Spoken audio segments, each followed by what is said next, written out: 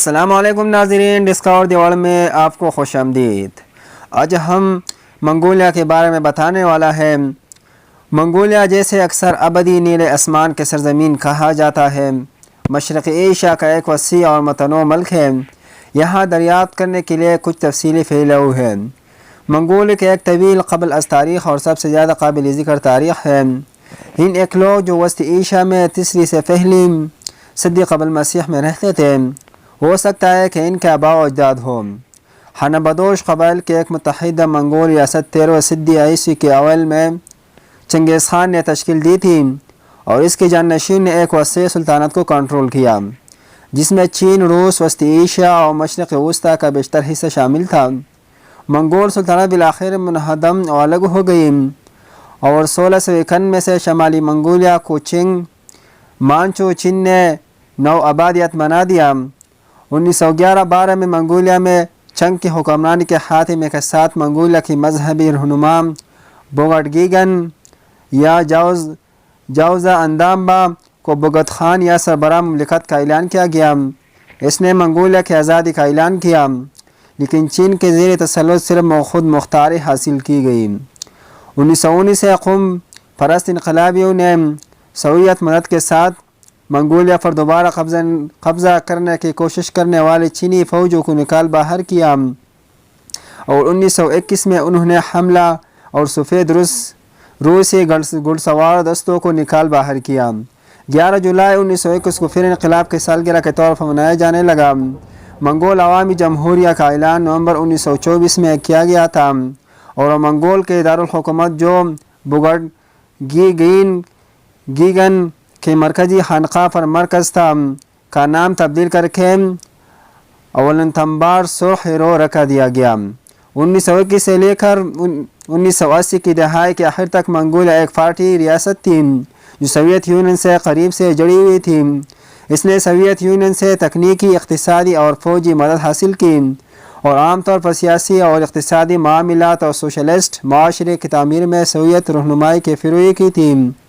تاہم 1990 کے عزم منگولیا میں تبدیلی کی قوتوں نے آزاد کثیر الجماعتی انتخابات، مخلوط حکومت، ایک نیا آئین، منگول کے قومی روایت پر زیادہ زور دینے کے ساتھ ایک غیر جانبدار پوزیشن کے حق میں کمیونسٹوں کی سیاسی طاقت کی اجارہ داری کا خاتمہ کیا۔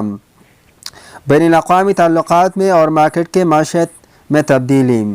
منگولیا ایک خشک سے گھرا ہوا ملک ہے جس کی سرحد شمال میں روس اور جنوب میں چین سے ملتی ہے۔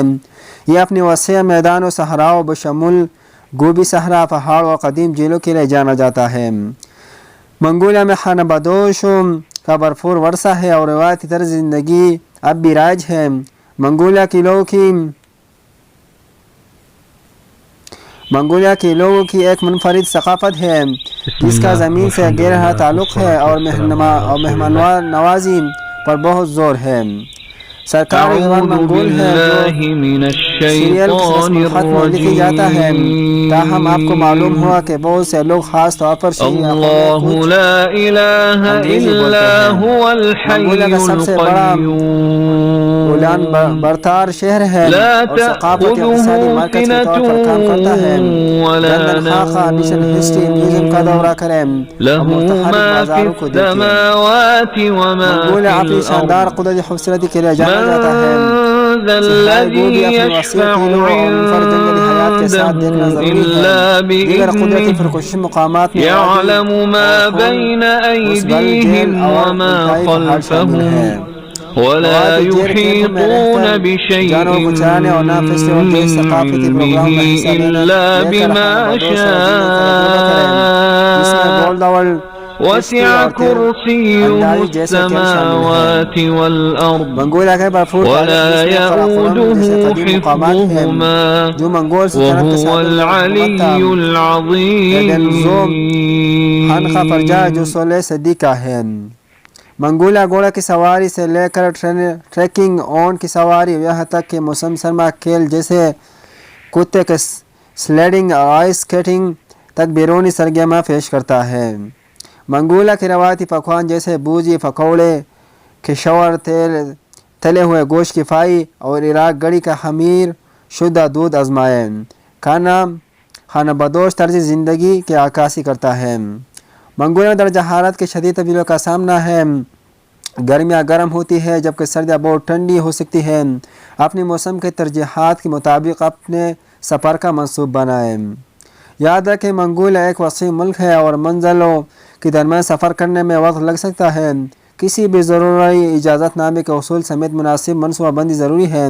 منگولیا کی تلاش فطرت، تاریخ اور پائیدار خانہ بدوش ثقافت سے جڑنے کا ایک منفرد موقع فراہم کرتی ہے۔ پیارے دوستو، اگر ویڈیو پسند آئے تو ویڈیو کو لائک ضرور کریں اور دوستوں کے ساتھ بھی شیئر کریں اور ہمارے یوٹیوب چینل کو ضرور سبسکرائب کریں۔